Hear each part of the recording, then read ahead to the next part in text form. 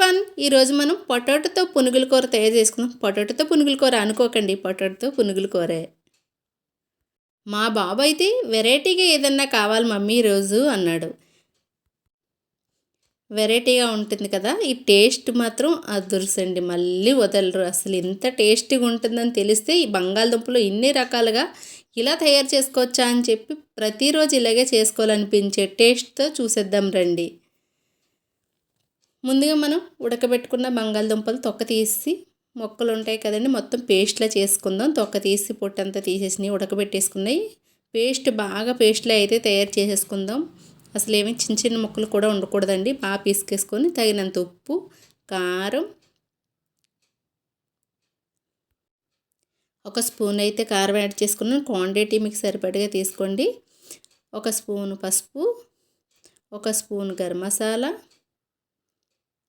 ఒక స్పూన్ అల్లం వెల్లుల్లి పేస్టు, ఒక 2 స్పూన్లు శనగపిండి. కార్న్ఫ్లోర్ ఉంటే ఒక స్పూన్ వేసుకోండి. నా దగ్గర కార్న్ఫ్లోర్ ప్రెజెంట్ లేదండి.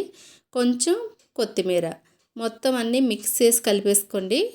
బాగా మెత్తగా పిసికేసి కలిపేసేయండి. మెత్తగాన చక్కగా చపాతీ ముద్దలాగా అయితే కలిపేసేయండి.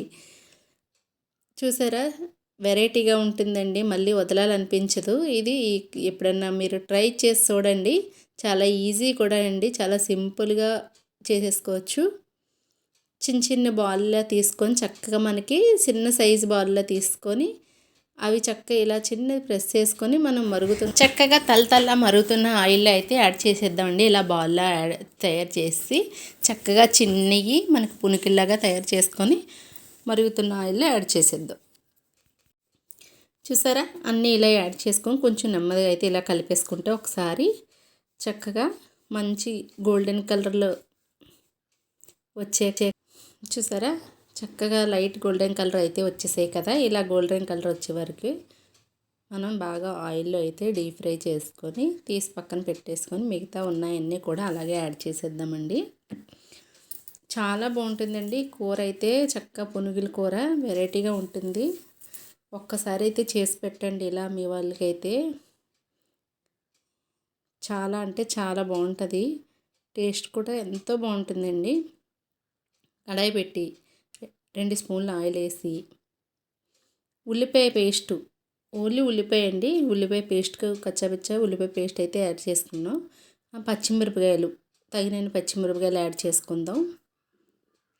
కొంచెం కరివేపాకు, అల్లం వెల్లుల్లిపాయ పేస్టు, కొంచెం ఈ పచ్చివాసన పోయిన తర్వాత ఒక 2 టమాటాలు తీసుకున్నాను పెద్దవి.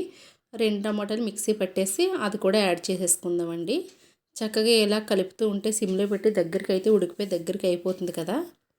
బాగా దగ్గరికి అయిపోయేదాకా ఉండి చూడండి, ఇలా కలుపుతూ ఉంటే తగినంత అయితే కారం, ఉప్పు, తగినంత కారం 1 స్పూను, గరం మసాలా 1 స్పూను, కొంచెం పసుపు యాడ్ చేసి అయితే కలిపేసి ఒక గ్లాస్ వాటర్ అయితే యాడ్ చేసేసుకుందామండి. ఒక గ్లాస్ వాటర్ అయితే యాడ్ చేసాను. చక్కగా బాగా కలిపేసుకొని దగ్గరికి మూత పెట్టి అయిపోయాక మనకి ఈ బాల్స్ ఉన్నాయి కదండి, అవి ఇలా యాడ్ చేసి కొంచెం ఒకసారి అటు ఇటు ఇలా కలిపేసుకుందాం. అంతేనండి, చూసేసారా, ఎంతో టేస్టీ పొటాటో పునుగులు కూర అండి. కొంచెం కొత్తిమీర అయితే పైన అలా యాడ్ చేసుకుందాం. అంతే, ఎంతో టేస్టీగా రెడీ అయిపోయింది. మీ పిల్లలకి పెట్టి చూడండి ఒకసారి. మమ్మీ ఇదే కావాలి కర్రీ ఈరోజు అంటారు మళ్ళీ మళ్ళీ. అంత టేస్టీగా అయితే ఉంటుందండి. చాలా అంటే చాలా టేస్టీగా ఉంటుంది. నచ్చిందా? నచ్చితే ఒక లైక్ చేయండి. Okay friends, bye bye.